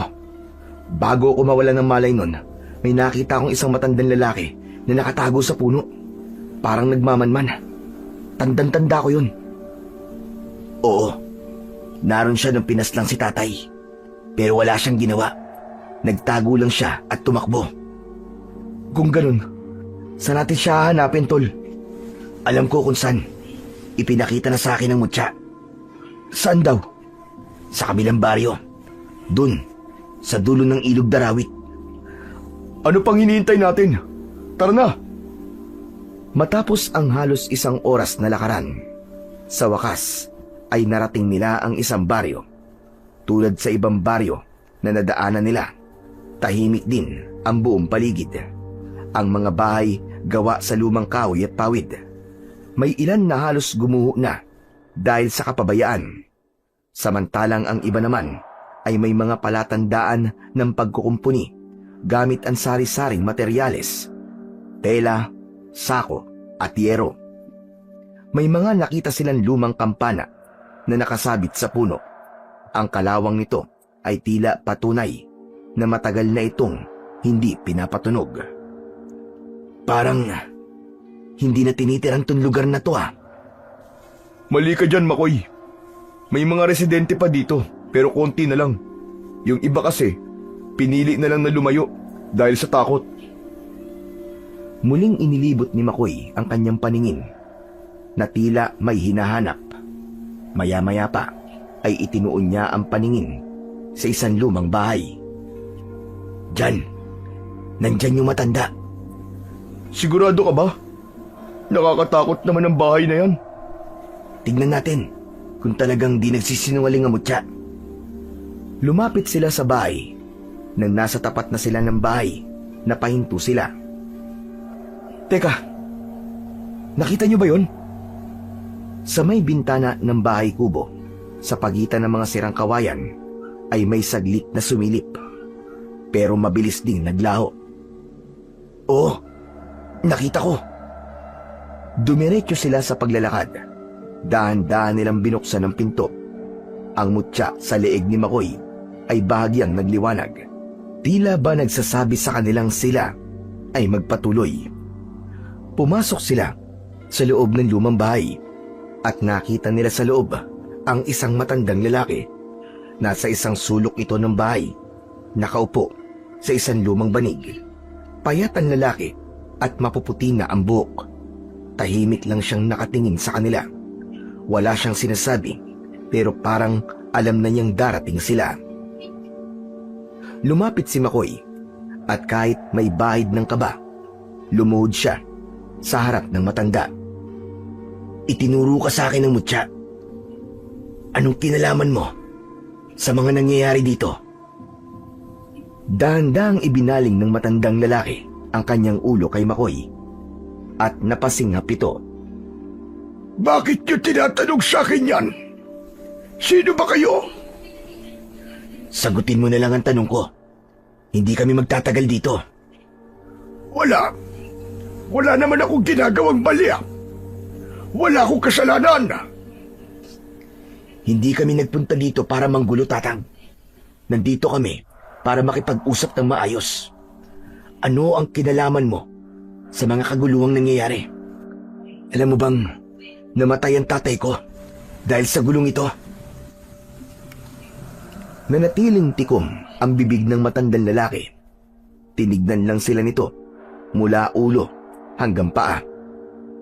Isang tanong, isang sagot, Tatang. May kinalaman ka ba sa madugong patayan na naganap nitong mga nakaraang araw? May alam ka ba kung bakit lumusubang ka ng mga aswang? Wala nga akong alam. Pwede ba umalis na kayo? Lumayas kayo dito sa bahay ko.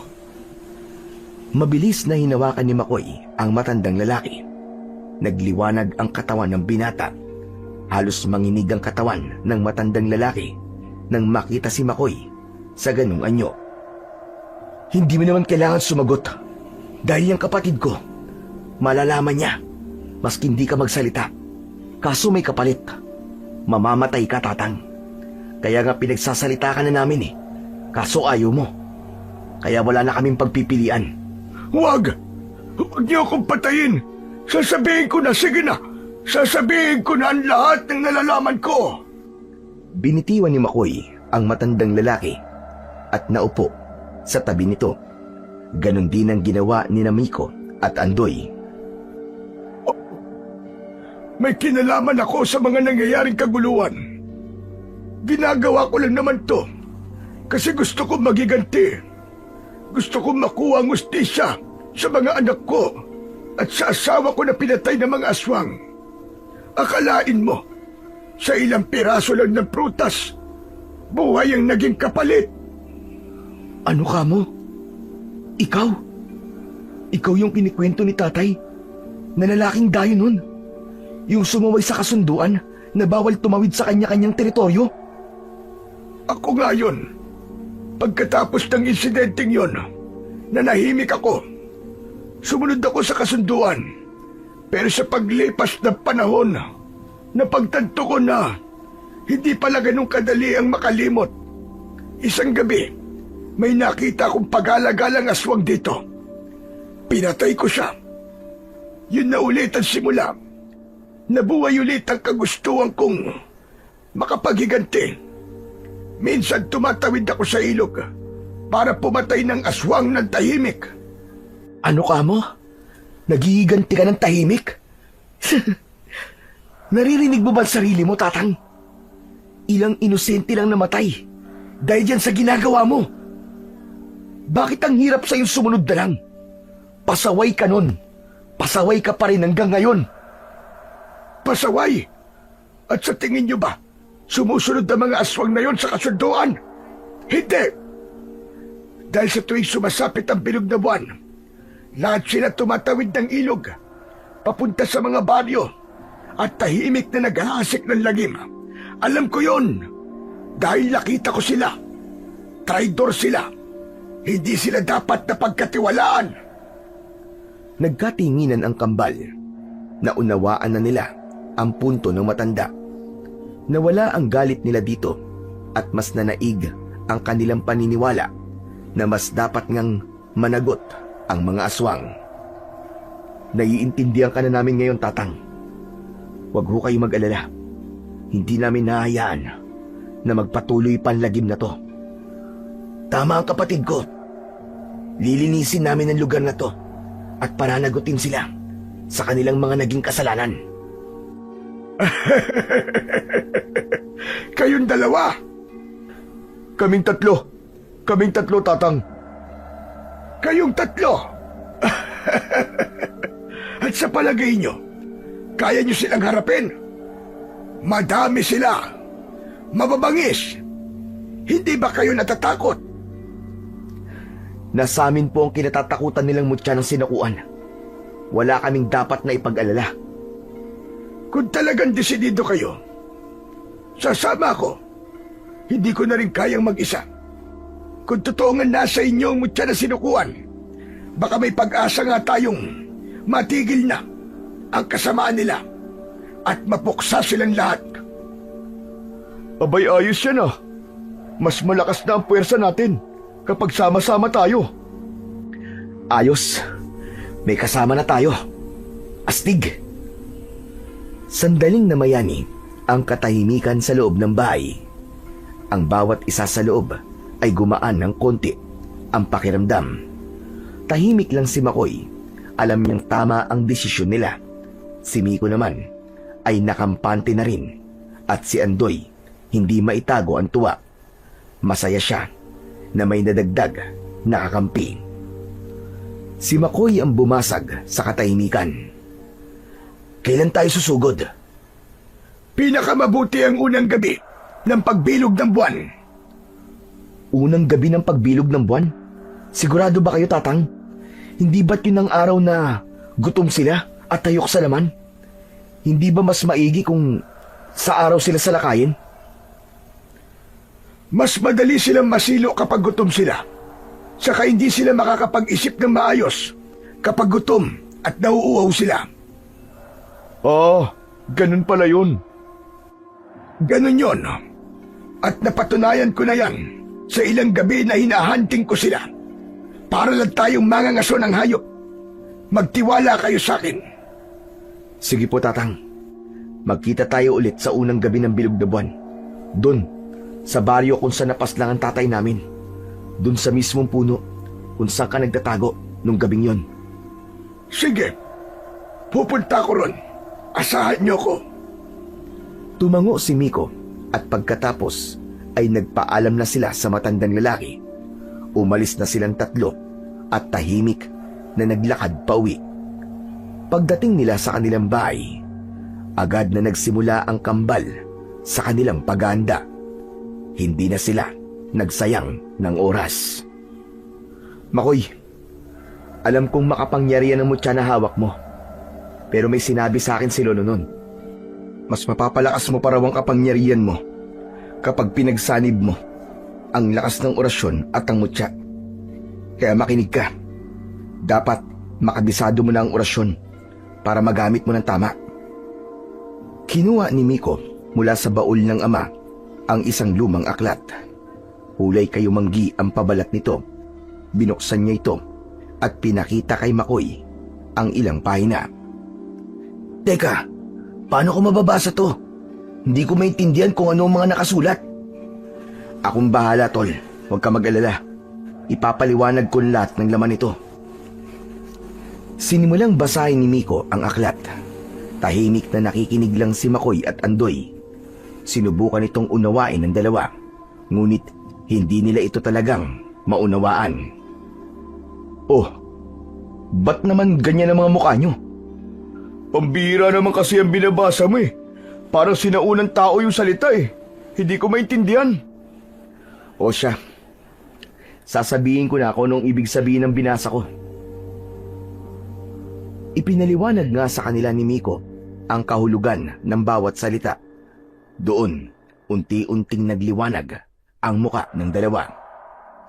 Pagkatapos sa orasyon, ay ininsayo naman nila ang paghawak ng kanilang mga sandata. Ibinigay na ni Miko kay Makoy ang pinakapaboritong punyal ng kanyang ama, samantalang kay Andoy ay latigo. Halos araw-araw silang nag-iensayo. Seryoso silang tatlo sa kanilang ginagawa. Mabilis na lumipas ang mga araw. Matapos ang huling ensayo nila, doon inilahad ni Makoy ang plano kung paano nila mapapatumba ang pinuno ng mga aswang. Sigurado ka bang gagana ang planong yun? Oo, gagana to. Lahat tayo ay makakapunta sa teritoryo nila nang walang nakakapansin. Hindi nila alam na kambal ka. Lalansiin natin sila. Sige, payag ako. O sige, kung talagang sang-ayon ka na sa plano ko, mabuti pa magpagupit ka na. Para naman maging magkamukha na tayo. Uy, akong bahala dyan. Expert ako dyan eh. Nagtawanan silang tatlo. Agad nilang inayos ang buhok ni Miko. Tinabas, pinantay, at ginaya mismo ang estilo ng buhok ni Makoy. Nang matapos, halos hindi mo na sila maipagkakaila kung sino ang sino. Para silang salamin ng isa't isa. Mabilis na lumipas ang mga araw. Sumapit na ang unang bahagi ng bilog na buwan. Pagdating nila sa baryo, agad nilang nakita ang matandang lalaki doon. Nag-aabang sa kanilang pagdating. Nakangiti si Andoy, hawak-hawak ang bag na may lamang mga kagamitang panlaban. Si Miko at Makoy naman ay tahimik lang. Seryoso ang mga muka. Ang matanda, nakasuot ng itim na balabal at may dalang pana at mga palaso. Ayan, kumpleto na tayo. Makoy, oras na. Sabihin mo na ang plano. Humakbang si Makoy sa gitna at nagsalita. Ganito ang gagawin natin. Hindi nila alam na kambal kami ni Miko. Kaya gagamitin natin yon sa ating kalamangan. Ako magpapakita. Magpapanggap akong si Miko. Hindi sila mag-aalangan o makakaramdam ng panganib dahil alam nilang wala silang dapat katakutan sa kapatid ko. Aray ko naman, ang sakit na na. Pero ayos lang, tol. Tanggap ko naman yun eh. Pero hindi lang ako ganun ha. Patutunayan ko sa kanila ngayong gabi na hindi ako mahina. Tama yan, tol. Pero dapat maghintay kayo ng hudyat ko. Ako muna ang unang lalaban sa kanila. Kapag sumenyas ako, saka kayo papasok. Papatayin natin silang lahat. Wala tayong ititira. Kung yan ang plano nyo, sige, sang-ayon ako. Ay, sa wakas, heto na. Nakakakaba, pero nakaka-excite to. Sige, mauna na ako.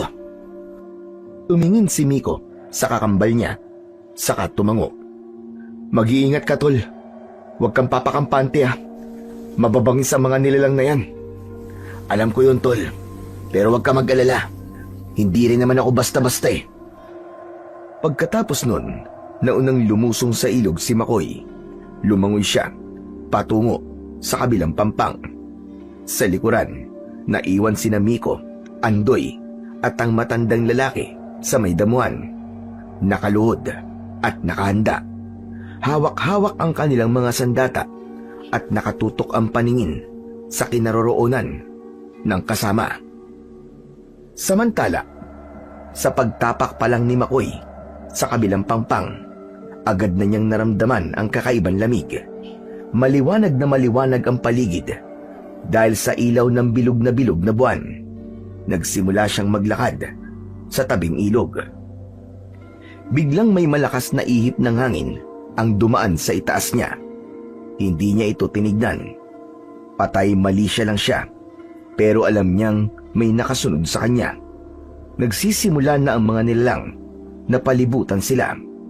At sa isang iglap, nagsulputan na nga ang mga gutom na nilalang. Ang mga mata nila ay mapupula. Meron silang matatalas na mga kuko at ang iba ay may sungay pa at may balat na parang balat ng paniki. Hindi siya gumalaw. lumapit ang isang mas malaki sa kanila, ang pinuno. Sinasabi ko na nga ba? At muli tayo magkikita, binata. Pero hindi ko inaasang ikaw mismo ang lalapit dito. Maganda pala dito sa lugar mo. Kaya lang, mabaho, saka masyadong masukal. Anong sabi mo?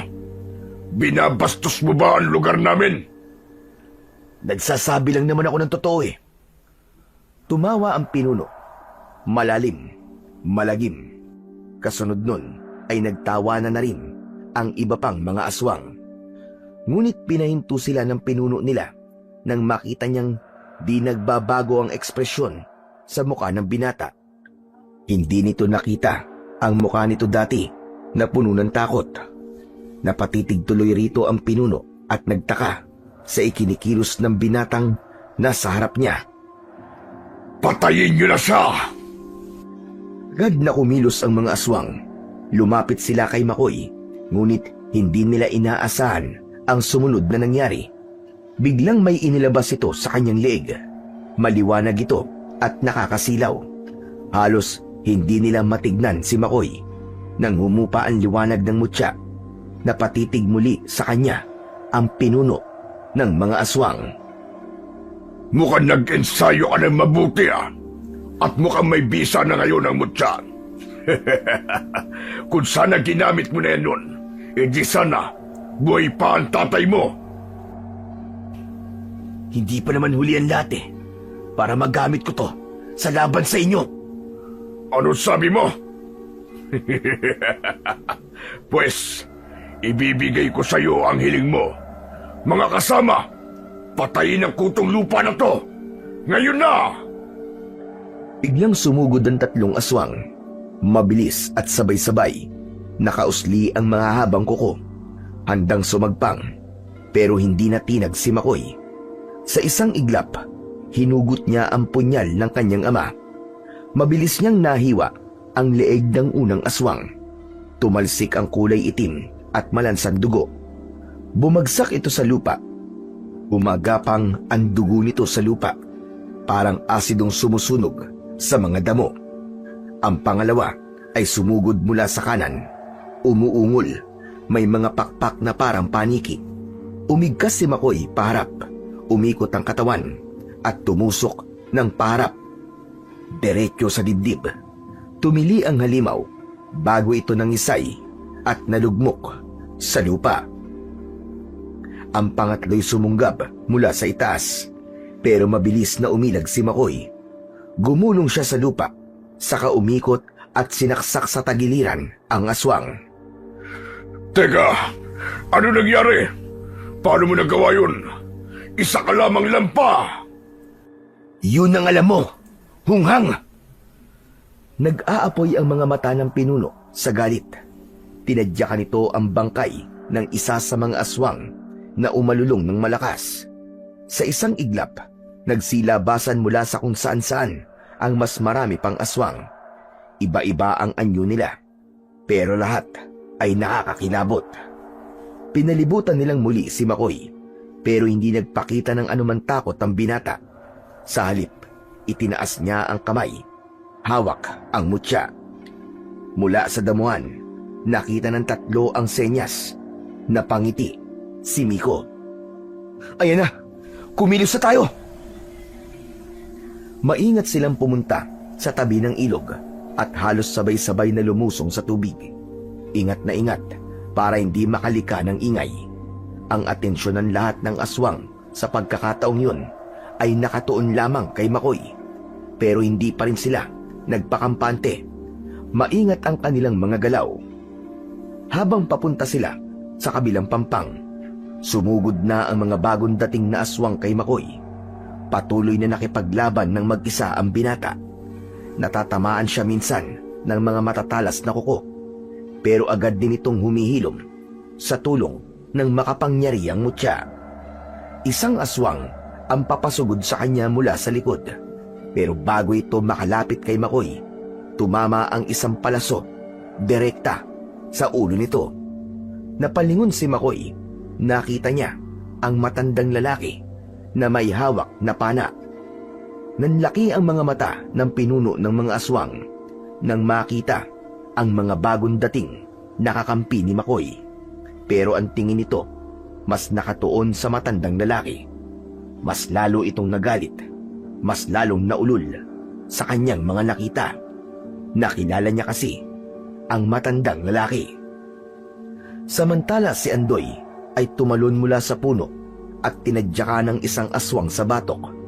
Nang bumagsak ito ng pasadsad sa lupa, agad niya itong pinagpapalo ng latigong gawa sa buntot ng pagi. Nagsimula na ang tunay na gera. Sabayang nagpakita ng kani-kanilang galing ang apat. Walang atrasan, laban kun laban. Sa gitna ng kaguluhan, natigilan ang pinuno. Hindi niya inasahan ang nangyayari. Ang inakala niyang madaling patayin na lalaki ay ang siyang umuubos sa kanilang lahi. Hindi! Hindi pwede to! Hindi pwede! Umatras siya, pero agad itong napansin ni Makoy. Itinaas niya ang mutya ng sinukuan at saka inusal ang orasyon. Nanginig sa takot ang pinuno ng mga aswang nang makita niyang unti-unting lumiwanag ang mutyang hawak ng binata. Nagmistulang apoy ang liwanag nito. Para to sa lahat ng mga pinastan nyo. Pagbabayaran mo ang lahat. Demonyo ka! Ang liwanag ay gumapang na parang ugat ng isang punong kahoy. Sumabog ito doon, mismo sa kinatatayuan ng pinuno ng mga aswang. Ang balat ng aswang na dating parang matigas na kahoy ay unti-unting nagsimulang magbitak-bitak. Parang nagkaroon ng malalalim na sugat. Nagmistula ding umusok ang kanyang balat na tila sinusunog mula sa loob. Hindi maaari! Anong ginagawa mo? Tigilan mo to! Ngunit hindi siya pinakinggan ni Makoy. Tumingin siya sa langit at sa muling pag-usal ng orasyon ay parang may bumabang liwanag mula sa itaas ng kalangitan. Sinalubong ito ng liwanag ng mutya. Ang katawan ng pinuno ay nagsimulang mabalot ng sinag. Pumuti ang kanyang mga mata. Napasigaw siya. Sigaw na punong-puno ng galit, takot at sakit. Tama na! Tama na! Suko na ako! Suko ka na! Wala na! Huli na para magsisikang hayop ka! Ito na ang panahon para pagbayaran mo lahat ng kademonyohan mo! Dahan-dahang itinaas ng matanda ang kanyang kamay habang hawak ang pana. Kasunod nito, inilabas niya ang isang palaso at nilagay sa pana. Ngunit bago niya ito pakawalan, tumingin muna siya sa kambal. Sige po, sa inyo na po namin ibibigay ang karapatang to. Kayo na po ang tumapos sa kanya. Hindi! Hindi ito maaari! Huwag! Itinutok ng matanda ang pana at sa isang iglap, pinakawalan niya ang palaso. Diretsyong tumama ito sa dibdib ng aswang, tagos sa puso hanggang sa likod. Isang nakakabinging hiyaw ang lumabas sa halimaw. Tapos na! Tapos na! Ang paghahari-harian mo! Nang bumagsak ang pinuno ng mga aswang, agad na nagkalat ang natitirang mga halimaw sa takot. Ngunit hindi sila pinatawad ni Makoy, Miko, Andoy at ng matandang lalaki. Isa-isa nilang tinapos sa mga ito. Wala silang pinatawad ni isa. Walang sinanto. Lahat ay nilipol. Nang matapos ang laban, saktong sumikat ang araw. Muling bumalik ang tatlo sa baryo matapos magpaalam sa matandang lalaki. Naging mainit ang pagsalubong sa kanila ng mga tao. Nagtaka ang kambal kung paano nalaman ng mga ito ang kanilang naging misyon. Napakamot sa ulo si Andoy. Inamin itong may mga napagsabihan siya tungkol sa kanilang misyon. Pinatawad naman siya ng kambal, ngunit pinagsabihan na sa susunod ay kailangang maging maingat dahil hindi lahat ay dapat na pagkatiwalaan. Tumango naman si Andoy, sabay ngiti. Samantala, sa paglipas ng mga araw, nagkaroon ng malaking pagbabago, lalo na sa mga baryo na nasa paligid ng Ilog Darawit. Dahil ligtas na ang paligid, muling nabuhay ang mga baryo, maging ang dating lupain ng mga aswang ay tinirahan na rin ng mga tao. At sina Makoy at Miko, nakilala sila sa kanika nilang larangan. Si Makoy bilang isang magaling na antingero at si Miko naman ay naging eksperto sa halamang gamot. Magkasama silang tumutulong sa mga taga-baryo at karatig lugar. Gumagamot ng mga may sakit at patuloy na pinoprotekta ng lahat laban sa anumang uri ng kasamaan para sa hustisya at kapayapaan.